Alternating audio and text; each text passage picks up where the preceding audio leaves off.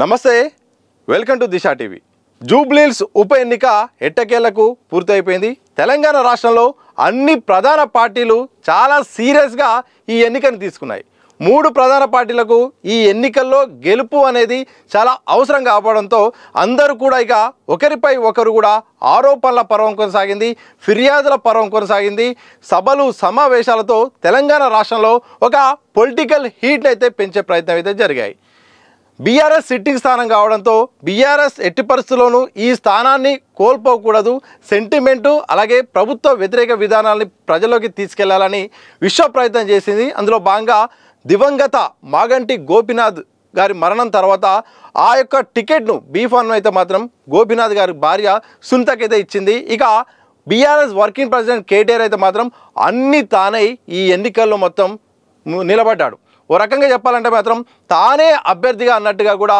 వ్యూహాలు ప్రణాళికలు ప్రచార పర్వము ఇటు అన్ని రకాలుగా కూడా తన భుజంపై వేసుకొని కూడా ముందడుగు వేశారు ఇక కేసీఆర్ గారు వస్తారు ఆయన ప్రచారం చేస్తారు మొత్తం ఎలక్షన్ వాతావరణం కూడా మారిపోతాయని కూడా చాలామంది అనుకున్నారు కానీ కేసీఆర్ గారు దూరంగా ఉన్నారు ఇక హరీష్ రావు గారి తండ్రి చనిపోవడంతో వారు కూడా ఇంటి దగ్గరే ఉండడంతో చివరి నిమిషంలో చివరి రోజుల్లో ఆయన ప్రచారానికి వచ్చే ప్రయత్నం చేశారు ఓవరాల్గా కేటీఆర్ఏ మొత్తం కూడా బీఆర్ఎస్ తరఫున ఎన్నికను కూడా మొత్తం ప్రచార పర్వాన్ని కూడా కొనసాగించారు ఇక కాంగ్రెస్ విషయానికి వస్తే మాత్రం అభ్యర్థిని ప్రకటించడంతో కాస్త ఆలస్యం జరిగింది ఆ ఆలస్యం జరిగేలోపు బీఆర్ఎస్ అయితే మాత్రం ఇటు సభలు సమావేశాలు ఆత్మీయ సమ్మేళనాలతో కాస్త ముందడిగేసి ఒక షెడ్యూల్ కూడా పూర్తి కూడా చేసుకున్నది ఇక నవీన్ యాదవ్ను ప్రకటించిన తర్వాత మాత్రం ఇక కాంగ్రెస్ పార్టీ స్పీడ్ పెంచింది ఇటు నవీన్ యాదవ్ కుటుంబం కూడా గతంలో ఇప్పటికే 2 సార్లు ఎలక్షన్లో పోటీ చేసిన అనుభవం ఉండడం అలాగే ఇటు రాజకీయంగా కూడా ఒక ప్రణాళికలు ఉండడంతో వాళ్ళు సొంతంగా వాళ్ళ ఇమేజ్ను వాళ్ళ యొక్క ప్రణాళికను కూడా ప్రారంభించడం ఆ తర్వాత ఇటు ప్రభుత్వము ఇటు కాంగ్రెస్ పార్టీ కూడా మద్దతు పెరగడంతో ఇక ప్రచారం కూడా ఊపందుకుంది సీఎం రేవంత్ రెడ్డి ఇన్వాల్వ్ తర్వాత ఇక ఎక్కువ కూడా ప్రాధాన్యత కూడా పెరిగిపోయింది ఈ ఎలక్షన్ ఎట్లా సాగిందంటే ఇటు అభివృద్ధి సంక్షేమము అలాగే నవీన్ యాదవ్ బీసీ వాదం అలాగే ఎంఐఎం మద్దతు అనేది కాంగ్రెస్ పార్టీకి ఉండడం అలాగే ఎంఐఎం పార్టీ అభ్యర్థిని కూడా బరిలో దించకపోవడంతో ఇక లాంఛనమే ఫలితం అన్నట్టుగా కూడా కాంగ్రెస్ అయితే మాత్రం భావించింది కానీ ఇటు బీజేపీ ఇటు బీఆర్ఎస్ అయితే మాత్రం ప్రచారాన్ని చాలా స్పీడ్గా పెంచడం వాళ్ళ సోషల్ మీడియా అయితేంది ఇటు ఫిర్యాదులు అయితేంది ఇటు వాళ్ళ విధానాల వల్ల అధికార పార్టీ కూడా ఓ రకంగా ఇంకా దీన్ని ఎలాగైనా సునాయాసంగా గెలిచే పరిస్థితి లేదు చాలా కష్టపడాల్సిందే అంటూ కూడా ఇటు మంత్రుల్ని ఎమ్మెల్యేలను ఎమ్మెల్సీలను పార్టీ నేతల్ని కూడా మొత్తం జూబ్లీహిల్స్లో మోహరించేలాగా ప్రయత్నం అయితే అధికార కాంగ్రెస్ పార్టీ చేసింది ఇటు బీఆర్ఎస్ కూడా శక్తి మొత్తం కూడా జూబ్లీహిల్స్ మీద పెట్టింది ఎట్టి పరిస్థితుల్లో ఈ సీటు పోట్టుకోవద్దు ఇది ఒక రెఫరెండం లాగా ప్రచారం చేసింది ఓ రకంగా అంటే ప్రజల్ని ఇటు ఓటర్లకు కూడా విజ్ఞప్తి చేసే ప్రయత్నం చేసింది మీరు ఓడించండి కాంగ్రెస్ను చాలా మీకే ఉపయోగపడుతుంది అంటూ కూడా ఇటు సెంటిమెంటు ఇటు అలాగే ప్రభుత్వ వ్యతిరేక విధానాన్ని కూడా ప్రజల్లోకి తీసుకెళ్లే ప్రయత్నం చేసింది బీజేపీ విషయానికి వస్తే మాత్రం బీజేపీ కాస్త అభ్యర్థి విషయంలో ఆలస్యం చేసింది అలాగే ప్రచారం విషయంలో కూడా కాస్త లేటుగా స్టార్ట్ కావడం అలాగే ఈ 2 పార్టీలతో పోలిస్తే మాత్రం చాలా అంత నెమ్మదిగా స్టార్ట్ చేసింది చివరిలో మాత్రం స్పీడ్ పెంచింది ఆ స్పీడ్ పెంచిన సందర్భంలో ఆ ఓటు బ్యాంకు ఎటు షిఫ్ట్ అవుతుంది ఎంత పడుతుంది అనేది మాత్రం ఒక క్వశ్చన్ మార్క్గా నిలిచింది ఎందుకంటే బీజేపీ లాస్ట్ టైం మాత్రం ఎన్నికల్లో డిపాజిట్ దక్కలేదు దాంతోపాటు అభ్యర్థి చివరిసారి పోటీ చేసిన దీపక్ రెడ్డినే మరోసారి అయితే మాత్రం రంగంలో దింపింది బీజేపీ కూడా చాలా కీలకం ఎందుకంటే కేంద్ర మంత్రి కిషన్ రెడ్డి సొంత నియోజకవర్గం కావడం ఆయన అత్యంత సన్నిహితుడు దీపక్ రెడ్డిని మరోసారి కూడా టికెట్ ఇవ్వడం కూడా ఇటు కిషన్ రెడ్డి మొత్తం కూడా ఆయన క్యాండిడేట్ అని ప్రచారం సాగడం ఇక ఆ ప్రచారాన్ని కూడా జూబ్లీహిల్స్ ప్రచారాన్ని కూడా తన భుజాలపై వేసుకొని మొత్తం జూబ్లీహిల్స్లో ప్రచారాన్ని కూడా చేశారు ఇది ఓవరాల్గా ప్రచారం సంబంధించిన అప్డేటు మొత్తానికి ఎన్నికలు అయితే పూర్తి అయిపోయినాయి ఇక నవంబర్ 10లో అంటే మంగళవారం ఎన్నిక పూర్తయింది ఎన్నిక సరళి కనుక చూస్తే మాత్రం జూబ్లీహిల్స్ ఓటర్లు గతంతో పోలిస్తే ఈసారి కూడా ఓటింగ్ సరళి కనుక చూస్తే మాత్రం కాస్త నెమ్మదిగానే ఓటు వేశారు ఎందుకంటే ఓటు విధానం కానీ చూస్తే మాత్రం సుమారు ఈ నియోజకవర్గంలో 4 లక్షల ఓటర్లు ఉన్నారు కానీ ఓటింగ్ విషయానికి వచ్చే వరకు గతంలో ఏదైతే 46% వరకు నమోదైనట్టు అధికారి చెప్పారు ఈసారి 5 గంటలకు వచ్చిన సమాచారం ప్రకారం మాత్రం 47% వరకు అయితే మాత్రం పోలింగ్ నమోదైంది. మరి 6 గంటల తర్వాత కొన్ని కేంద్రాల నుండి కూడా లెక్కలు రావాల్సిన అవసరం ఉంది. ఏదైనా 55% వరకు పోలింగ్ నమోదయ్యే అవకాశం ఉన్నట్టయితే గుర్తిస్తున్నారు. ఒకసారి పోలింగ్ విషయానికి వస్తే మాత్రం 9 గంటలకు 10%, అలాగే 11 గంటలకు 21%, 1 గంటలకు 32%, 3 గంటలకు 40%, దాంతోపాటు 5 గంటలకు 47%. అంటే పోలింగ్ సరళి అయితే మాత్రం ప్రతి 2 గంటలకు 10% పెరుగుతూ చాలా నెమ్మదిగా సాగింది. 4 లక్షల ఓటర్లు ఉన్నారు.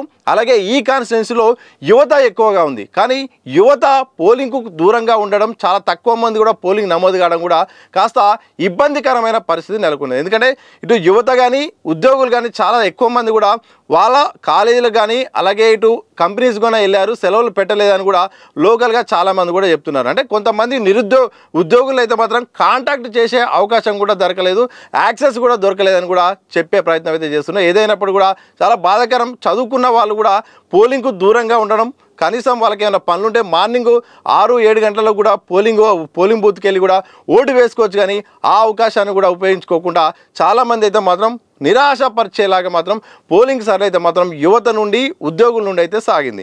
సరే, పోలింగ్ విషయానికి వస్తే పోలింగ్ సరళి కనుక చూస్తే మాత్రం మొదటి నుండి కాంగ్రెస్ పార్టీ అయితే మాత్రం ధీమాగా కనిపించినట్టయితే పాజిటివ్ వైబ్స్ అయితే కనిపించినాయి. అలాగే కాంగ్రెస్ అభ్యర్థి నవీన్ యాదవ్ అయితే మాత్రం ఇటు స్కూటీపై ఇటు పోలింగ్ కేంద్రాలను అయితే మాత్రం పర్యటించే ప్రయత్నం చేశారు. ఆ పోలింగ్ కేంద్రాల పరిశీలన అలాగే ఓటర్లను కూడా అభివాదం చేసుకుంటూ కూడా సరదాగా ఆయన సాగిపోతున్న వాతావరణం అయితే కనిపించింది.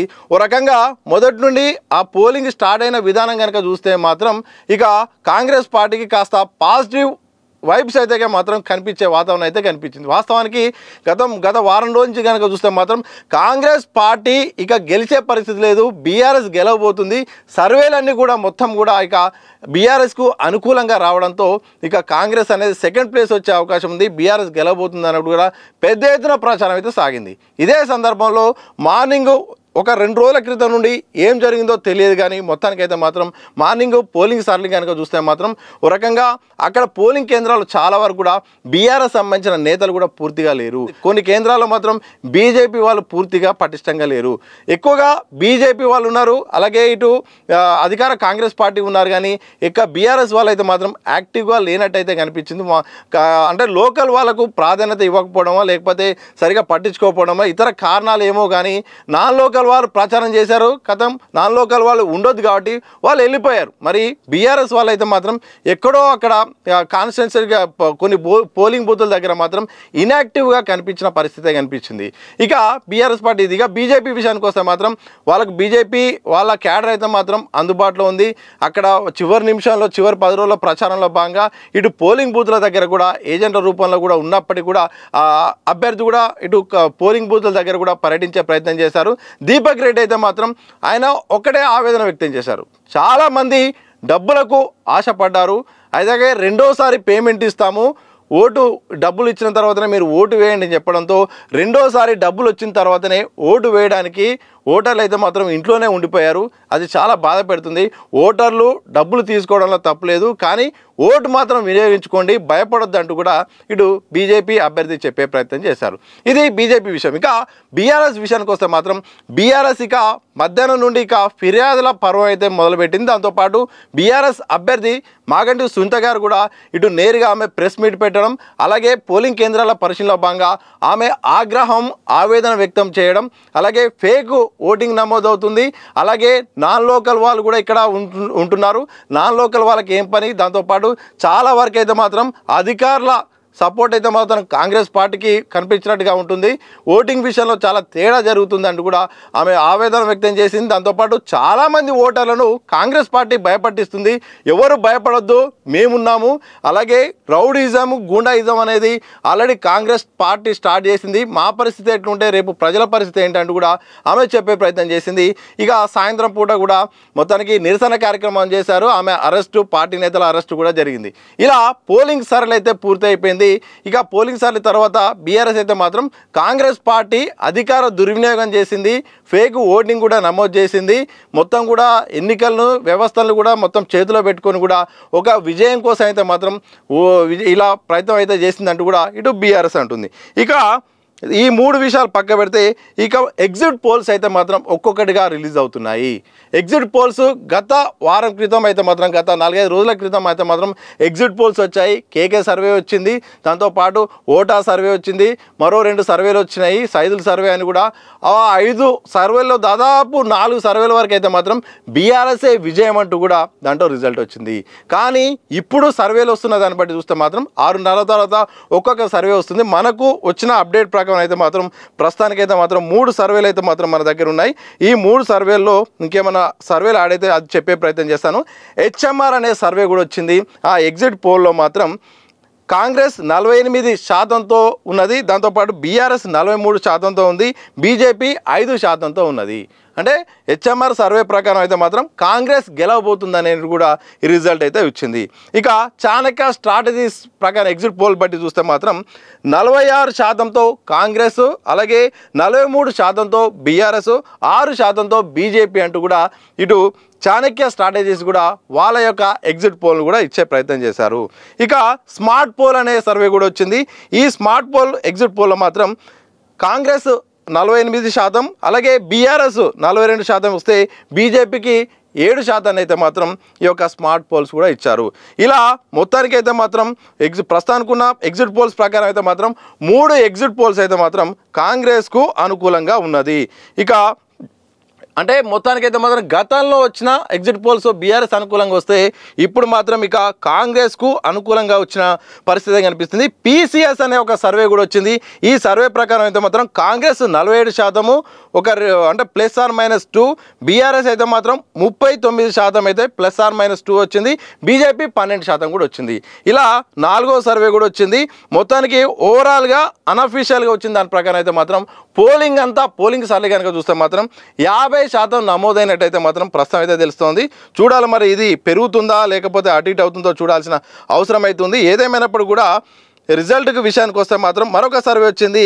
పిఆర్ ఎవర్ మీడియా సొల్యూషన్ అనే సర్వే వచ్చింది. దీని ప్రకారం 47% కాంగ్రెస్కు అనుకూలంగా, బీఆర్ఎస్కు 43%, బీజేపీకి 8% వచ్చింది. ఇలా సర్వేలు కూడా దాదాపు సర్వే ఫలితాలను బట్టి చూస్తే మాత్రం కాంగ్రెస్ పార్టీ జూబ్లీహిల్స్ ఉప ఎన్నికల్లో గెలవబోతుందనే ఒక ఫలితాన్ని అయితే మాత్రం ఎగ్జిట్ పోల్స్ అయితే ఇస్తున్నాయి. మరి ఇవి తారుమారు కావచ్చు, ఏదైనా జరగవచ్చు. ఎందుకంటే కొంతకాలంగా ఎగ్జిట్ పోల్స్ అయితే మాత్రం అంత రిజల్ట్ మొత్తం తారుమారు అవుతున్నాయి.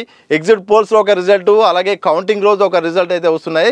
మరి చూడాలి మరి ఏమవుతుందో. ప్రస్తుతం మనకు వచ్చిన ఎగ్జిట్ పోల్స్ ప్రకారం మాత్రం అధికార కాంగ్రెస్ పార్టీ జూబ్లీహిల్స్ ఉప ఎన్నికల్లో అక్కడైతే మాత్రం ఎమ్మెల్యే స్థానాన్ని కైవసం చేసుకోబోతుంది. నవీన్ యాదవ్ ఎమ్మెల్యే కాబోతున్నట్టయితే మాత్రం ఎగ్జిట్ పోల్స్ అయితే చెప్తున్నాయి. ఇవాళ ఓటింగ్ సరళి కనుక చూసినా కానీ దాదాపు అదే అర్థమవుతుంది. మరి ఇది 14వ తారీఖు మరి ఏమైనా మార్పు చేర్పులు ఉంటాయనేది మాత్రం తెలియాల్సిన అవసరం ఉంది. కానీ సైలెంట్ ఓటింగ్ అనేది ఎవరి వైపు ఉండబోతుంది అనేది అయితే మాత్రం బీఆర్ఎస్ చాలా ఆశలు పెట్టుకుంది. ఇటు బీజేపీ కూడా సైలెంట్ ఓటింగ్ మాకే అని చెప్తుంది. ఈ సైలెంట్ ఓటింగు కాంగ్రెస్ పార్టీకి పనిచేస్తుందా, బీజేపీకి పనిచేస్తుందా, బీఆర్ఎస్ పనిచేస్తుందా అని మాత్రం తెలియాల్సిన అవసరం ఉంది. కానీ బీఆర్ఎస్ అయితే మాత్రం గంపెడు ఆశలు పెట్టుకుంది ఈ సైలెంట్ ఓటింగ్ మీనే. సైలెంట్ ఓటింగ్ జరుగుతుంది, ఈ నిశ్శబ్ద విప్లవం కూడా మాకే అనుకూలంగా ఉండబోతుందని ప్రచారం కూడా చేస్తుంది. ఈ ప్రచారం మరి నిజమేంతో అబద్ధంతో మాత్రం కౌంటింగ్ రోజు తెలిసే అవకాశం ఉంది. మొత్తానికి గతంతో పోల్చుకుంటే కొంతమేర పోలింగ్ శాతం పెరిగింది. ఎగ్జిట్ పోల్స్ విషయానికి వస్తే మాత్రం కాంగ్రెస్ పార్టీకి అనుకూలంగా దాదాపు వచ్చే అవకాశం అయితే కనిపిస్తుంది. ఫలితాలు అయితే ప్రస్తుతానికి వచ్చాయి. ఏదేమైనప్పటికీ శుక్రవారం రోజు కౌంటింగ్ అయితే ఉండబోతుంది. ఈ నవంబర్ 14 రోజు మాత్రం ఇక ఫలితం అనేది తెలవబోతుంది. ఓ రకంగా ఇటు బీఆర్ఎస్ అయితే మాత్రం చాలా పెద్ద ఎత్తున ప్రచారం చేసింది. ఇదొక రెఫరెండంలా ప్రచారం చేసింది. ఒకవేళ ఇక్కడ కాంగ్రెస్ కనుక గెలిస్తే మాత్రం బీఆర్ఎస్కు కాస్త గడ్డు కాలమే ఉండే అవకాశం ఉంది. ఎందుకంటే ఈ ఎన్నిక సాధారణంగా జరిగేదాన్ని కూడా చాలా అసాధారణంగా జరిగేలాగా బీఆర్ఎస్ ప్రచారం చేసింది. దీన్ని తిప్పుకొట్టుకోవడానికి కాంగ్రెస్ సర్కారు కూడా చాలా శ్రమించాల్సి వచ్చి ఇంకెక్కువ కూడా శ్రమ పెట్టింది. వాస్తవానికి అధికార పార్టీకే అనుకూలంగా ఉప ఎన్నికలు అనుకూలంగా ఉంటాయి. గత ఒక్క ప్రత్యేక పరిస్థితుల్లో తప్ప దాదాపు కూడా అధికార పార్టీకే ఎడ్జ్ ఉంటాయి. ఎందుకంటే ఇటు అన్ని రకాలుగా శక్తి కూడా అధికార పార్టీకి ఉంటుంది. ఇటు అన్ని రకాలుగా ప్రచారంలో కానీ, ఇటు ఖర్చు పెట్టడంలో కానీ, వ్యవస్థల విషయంలో కానీ దాదాపు అన్నీ కూడా అధికార పార్టీకే అనుకూలంగా ఉంటాయని కూడా గత అనుభవాలు చెప్తున్నాయి. కానీ రెండు సందర్భాల్లో హుజూరాబాద్ విషయంలో అలాగే దుబ్బాక విషయాల్లో మాత్రం అక్కడ ప్రత్యేకమైన పరిస్థితుల్లో మాత్రం అక్కడ బీజేపీ గెలిచింది. అక్కడ హుజూరాబాద్ విషయానికి వస్తే మాత్రం ఈటెల రాజేందర్ అయితేంది, దుబ్బాక విషయానికి వస్తే మాత్రం అక్కడ మొత్తానికి రఘునందన్ రావు అయితే మాత్రం గతంలో ఇందుకు భిన్నంగా గెలిచారు అక్కడ ఉన్న పరిస్థితుల కారణంగా.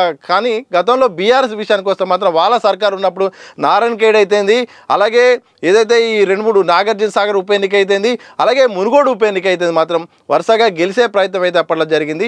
ఆ గెలిపే రిపీట్ అయ్యే అవకాశం ఉంటుంది, మాకే వస్తుందని కూడా కాంగ్రెస్ పార్టీ అయితే మాత్రం బలంగా నమ్ముతుంది.